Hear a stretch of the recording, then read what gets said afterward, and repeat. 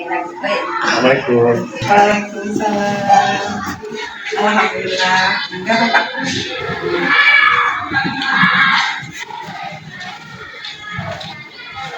Bu Kepala, bagaimana nih kabarnya? Alhamdulillah baik Pak. Alhamdulillah. Bagaimana keluarga, sehat semuanya? Alhamdulillah sehat. Alhamdulillah ya. Alhamdulillah pada hari ini kita bisa bertemu dengan Bu Kepala. Nah, Bu Kepala kan waktu itu pernah berkonsultasi kepada saya Iya. tentang Bu Kepala itu bagaimana merasa kebingungan dalam merancang program di sekolahnya. Iya betul Pak. Iya. Ya. Apakah itu betul? Iya. Saya merasa kebingungan karena memang mungkin saya itu merupakan kepala sekolah baru Pak. Jadi saya itu pas masuk ke sekolah apa sih sebetulnya yang harus saya kerjakan, harus program apa yang harus saya buat untuk memulai saya sebagai kepala sekolah gitu Pak. Jadi Bu Kepala izin, kalau yang dapat saya tangkap, Bu Kepala itu merasa kebingungan untuk merancang sebuah program sekolah gitu ya. Iya, Atau betul. karena Bu Kepala ini kan baru awal ya jalan sebagai kepala sekolah gitu ya.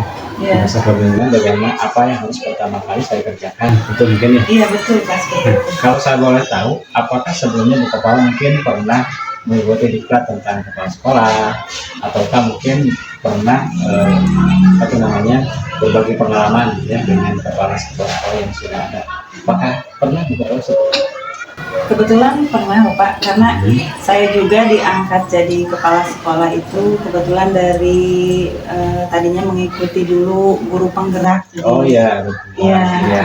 Kemudian selain saya mengikuti pembelajaran di guru penggerak juga, saya juga sering bertanya ke rekan-rekan yang sudah lebih dulu menjadi kepala sekolah. Oh iya. Nah, apakah waktu Bu Kepala mengikuti diklat di guru penggerak itu, apakah ada tidak materi-materi yang mempelajari tentang kepemimpinan di sekolah?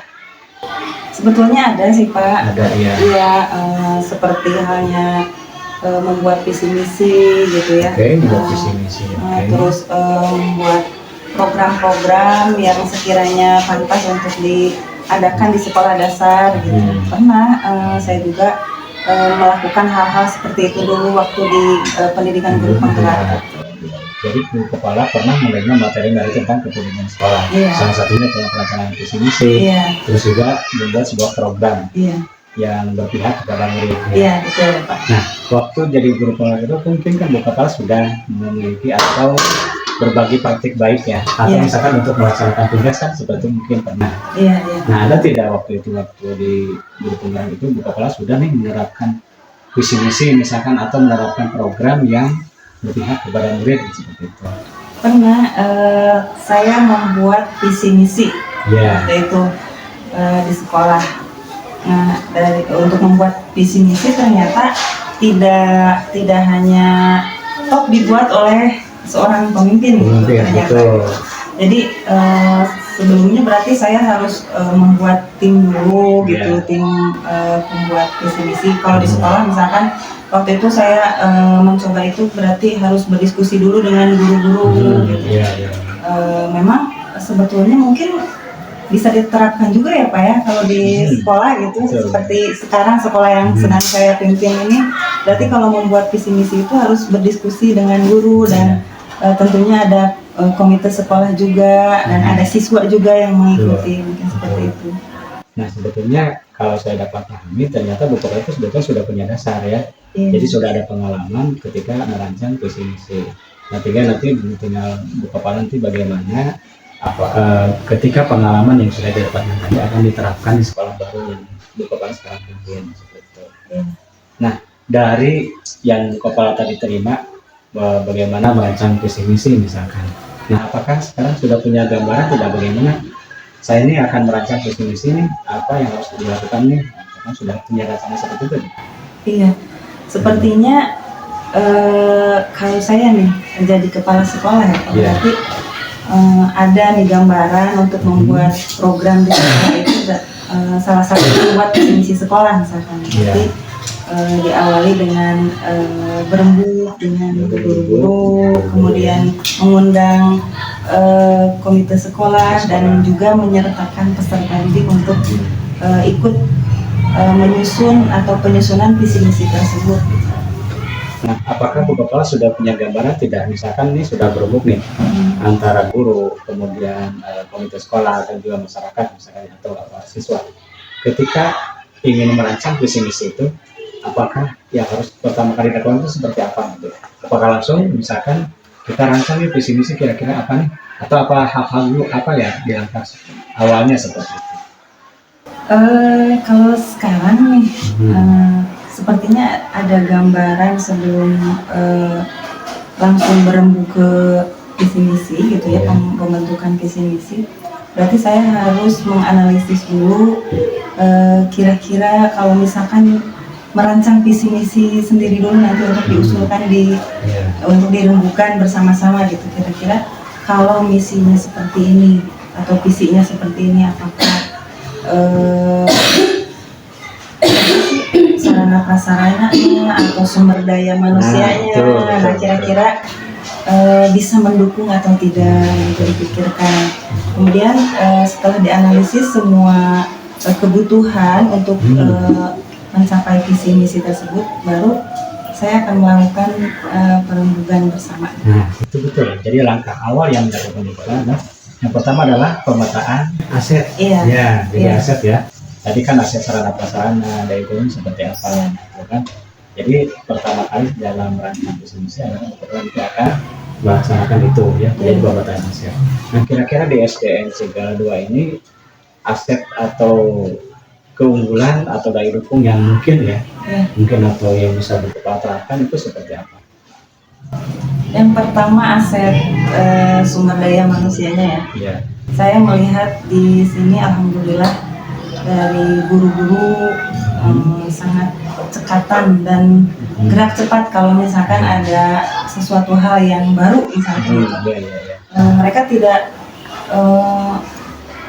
diam. Kalau misalkan saya menginstruksikan sesuatu, semangat gitu. Iya, gerak cepat, semangat. Kalau apa-apa tuh senangnya saya tuh di sini tuh begitu gitu guru-gurunya. Mereka tuh merespon dengan baik gitu. Iya. Kemudian siswanya juga kalau misalkan ada perlombaan atau apa itu mereka mempunyai bakat gitu Pak. Jadi ketika guru-gurunya semangat untuk mengembangkan potensi anak, di anaknya juga ada bakat yang ketika digali itu akan lebih baik. Nah, ternyata setelah dianalisis ya, ternyata banyak potensi yang dimiliki oleh dan Sigala 2 ini. Iya, kemudian untuk sarana juga Pak. Sarana juga di sini alhamdulillah kalau misalkan butuh apa-apa tuh siap gitu untuk diadakan. Tersedia gitu ya. Dan ada yang tersedia dan kalaupun tidak tersedia kita berusaha untuk menyediakan alat-alat yang dibutuhkan gitu. Nah, berarti kan itu sudah berdasar awal gitu ya. Jadi banyak sekali potensi dari guru, potensi dari siswa, kemudian juga didukung oleh sarana prasarana. Tentunya ini kan nanti akan memudahkan Bu Kepala dalam merancang visi ya. Visi yang akan dibuat oleh Bu Kepala ini. Kemudian dalam hal merancang program nih, tadi kan sudah diketahui ternyata ini program ini gitu. Apakah tadi setelah merumuskan visi misi itu akan nanti kan dari visi misi itu kan nanti akan diterapkan ke dalam sebuah program. Nah, ketika Bu Kepala misalkan sudah merancang visi misi, nah kira-kira sudah tergambar tidak rancangan program seperti apa nih yang akan saya terapkan di SDN Sigala 2 ini? Mungkin dari berangkat dari sana ya. Saya sudah terbayang kira-kira program yang akan saya buat di sini berarti mengenai penggalian potensi anak untuk pengembangan minat dan bakatnya. Misalkan saya ingin membuat program untuk sains misalkan, nanti kita akan buat tim kira-kira untuk ketika anak akan mengikuti perlombaan Olimpiade Sains itu kita jangan mendadak gitu. Berarti harus ada program. Kebetulan sudah terpikirkan oleh saya bahwa akan dibentuk anak dari mulai kelas 4 untuk pembelajaran yang diadakan misalkan seminggu 2 kali khusus itu untuk belajar matematika dan IPA saja misalkan. Kemudian untuk guru-gurunya juga saya sudah terpikirkan untuk membuat program kira-kira guru-guru itu untuk mengikuti pelatihan di platform gitu, seperti itu. Jadi tidak hanya mengandalkan seminar-seminar yang diadakan oleh dinas misalkan, tapi mereka bisa melaksanakan diklat secara mandiri melalui platform di ruang GTK. Nah itu seperti itu program kedepannya. Kemudian juga program selanjutnya kita akan berusaha untuk melengkapi sarana dan prasarana di sekolah yang sekiranya mendukung pada aktivitas pembelajaran siswa. Jadi ternyata banyak juga ya. Jadi Bu Kepala sudah punya gambaran rencana program ternyata ya. Yang awalnya kebingungan kalau ternyata sudah ada nih sekarang ada gambaran awal. Yang pertama untuk siswa, bagaimana nanti ada sebuah program yang dirancang untuk menggali potensi siswa ya, untuk mengembangkan minat dan bakatnya. Itu programnya nanti tinggal Bu Kepala tinggal menyusun siapa sasarannya mungkin atau juga jadwalnya kapan namanya seperti apa. Kemudian untuk program guru itu juga sudah bagus betul. Jadi selain nanti guru-guru juga mengikuti diklat yang sudah ada misalnya dilaksanakan oleh Dinas Pendidikan, Bu Kepala nanti akan merancang, memotivasi dan mendorong guru-guru bagaimana agar bisa melakukan pelatihan secara mandiri ya di ruang GTK. Apalagi sekarang sudah dimulai dibuka adalah untuk pendidikan inklusif. Itu juga bisa oleh Bu Kepala juga didorong dan dimotivasi agar guru-guru nanti menambah pengetahuannya, wawasannya tentang pendidikan inklusif seperti itu. Nah, kira-kira nih, ketika kan Bu Kepala sudah ada, misalkan untuk merancang visi misi ini sudah ada, kemudian mengerjakan program juga sudah terpikirkan tadi. Kira-kira nih kapan nih akan mulai melaksanakan? Bu Kepala kan tentunya punya target nih. Nanti saya akan melaksanakan ini kapan? Insya Allah akan secepatnya Pak dilaksanakan karena memang sekarang juga sudah mulai ada pelatihan-pelatihan di ruang GTK untuk pengembangan guru, berarti akan segera saya beritahukan pada mereka. Kemudian untuk program siswa mengadakan pembelajaran yang khusus untuk Olimpiade Sains itu mungkin akan dilaksanakan mulai bulan depan Pak. Jadi mulai bulan depan target gitu ya.